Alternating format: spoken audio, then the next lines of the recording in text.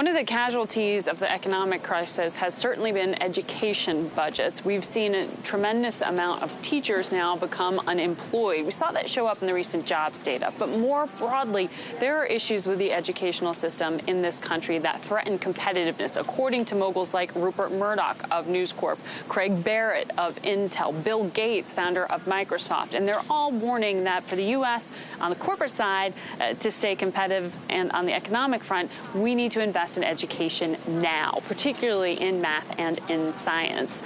In fact, according to the College Board, the U.S. has fallen to the number 12 spot in terms of the rate of college graduations here. The College Board says that the United States has fallen to number 12 from number 1. President Obama says he wants to fix that. But the question now, how? How do you do that? Craig Barrett, the CEO and former chairman of Intel, has been warning about this for years. He joined me today to talk about how to fix this problem. There's no silver bullet to fix the education problem. The real challenge is we've been warning about this problem since the early 1980s. We've been 30 years into this exercise of saying our K through 12 system is broken. We have too low expectations. We're not getting kids interested in math and science. There's a whole litany of problems. We just haven't done anything about them. Well, we haven't done anything. I know President Obama says he wants to increase the rate of college graduation. He wants to get from the number 12 spot up to the number 1 spot by 2020. But how do you do that? I mean, is it a matter of funding? Is it a matter of just consolidating educational standards? We already spend more than anybody in the world on education.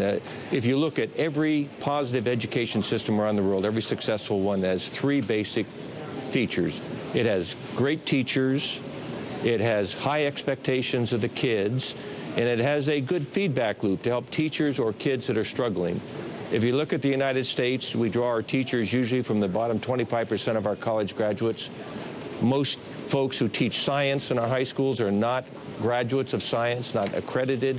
Only 2/3 of the people who teach math are accredited. We have the lowest expectations in the world of our students.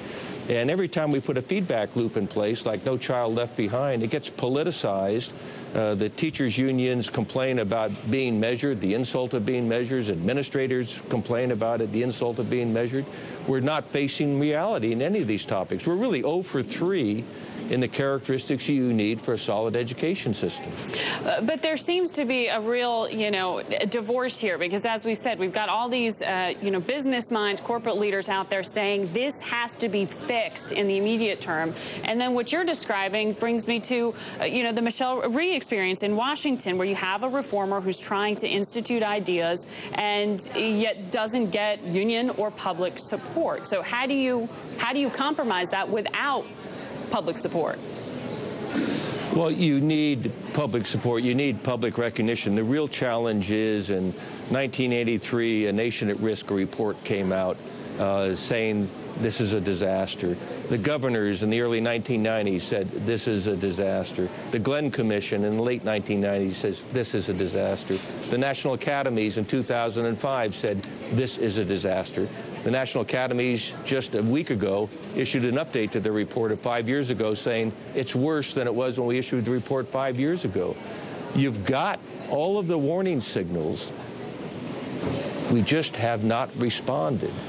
We are kind of wishing we'd go back to 1980 when there wasn't a challenge. Besides trying to keep America competitive in the classroom, on the corporate side of things here and now, Craig Barrett is saying you've got to lower the corporate tax rate in the United States to get corporations to invest and hire here at home. He says outsourcing should not be a dirty word. If Congress wants to bring jobs back to America, they need to convince corporations to bring their capital back home. Bring the corporate tax rate down below 35%. That's what he says. There are a couple of things besides corporate tax rate. We have the highest corporate tax rate in the world. State plus federal is around 40%. If that was in the 20% region, you'd be more competitive. You wouldn't have the disincentive to make investments in the U.S. But don't forget, we've got an immigration policy which Washington, D.C. has not resolved for legal immigration. We have the fact that Washington, D.C. has ignored investment in basic research and development. over the last 2 or 3 decades. That means new ideas are being created outside of the U.S. rather than inside the U.S. And we have this education system we were just talking about, which is continually to plummet in the ranks of its international peers. All of those things add up to incentives for companies to be successful, to be competitive, to make investments outside of the U.S. John Chambers, the head of Cisco, told me that, he's got $30 billion sitting overseas that he would love to have a reason to repatriate here to the U.S. I mean, what helps companies like that bring cash back home?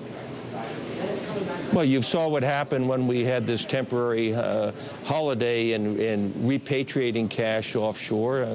Basically hundreds of billions of dollars came back.